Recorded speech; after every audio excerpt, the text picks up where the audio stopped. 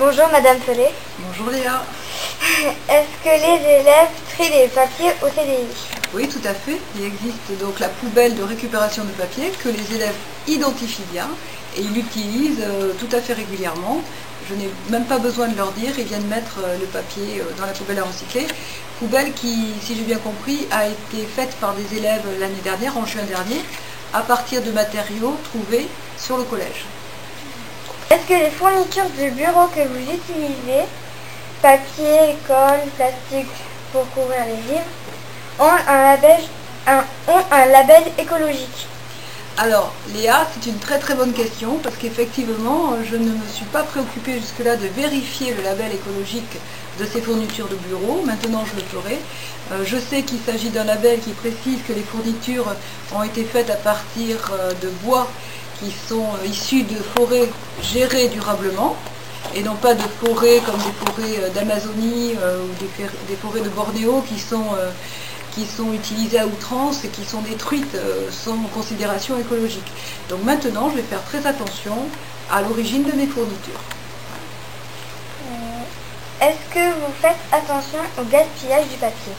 Ah oui, alors là oui, je peux te dire vraiment qu'on fait très attention, Madame Pavin et moi, puisqu'on essaie de limiter au maximum les impressions. Et quand des impressions sont mal faites, quand des papiers sont mal imprimés, on les utilise toujours comme brouillon. Donc on essaie de donner toujours une seconde vie au papier mal imprimé. On essaie de limiter, tant que se faire se peut, le papier. Le gaspillage de papier en tout cas. Faites-vous attention aux économies d'énergie? La lumière, l'ordinateur, l'imprimante. Alors ça, je te réponds par l'affirmative. Effectivement, avant de sortir du CDI, tous les soirs, je vérifie que les ordinateurs soient éteints et je vérifie que les lumières soient éteintes. Ça, je fais très très attention à ça parce que je suis très sensibilisée à ça. Comment trouvez-vous l'atelier de développement durable? Je trouve que c'est un atelier très très intéressant. Je ne connaissais pas ce genre d'atelier dans les collèges où j'ai été nommée précédemment, il n'existait pas. Je trouve ça très intéressant. Et Madame Dufaux anime très très bien cet atelier. Et les participants sont aussi très dynamiques. Donc c'est très bien parce que vous nous apprenez des choses qu'on ne connaît pas forcément. Donc c'est très bien. Avez-vous des sites à nous conseiller sur le développement durable et des jeux en ligne? Alors les jeux, ils existent, ils sont accessibles grâce au portail EasyDoc, le portail documentaire du CDI.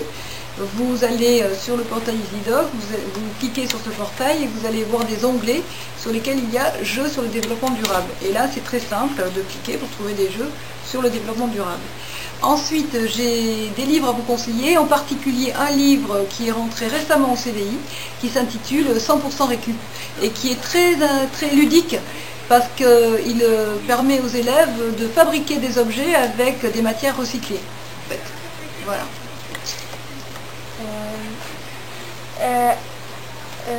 Y a-t-il des projets sur le développement durable avec les professeurs du collège?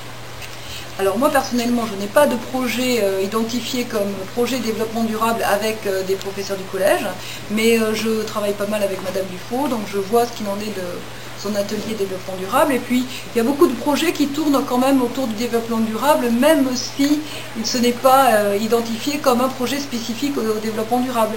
Par exemple, il va y avoir des expositions au CDI.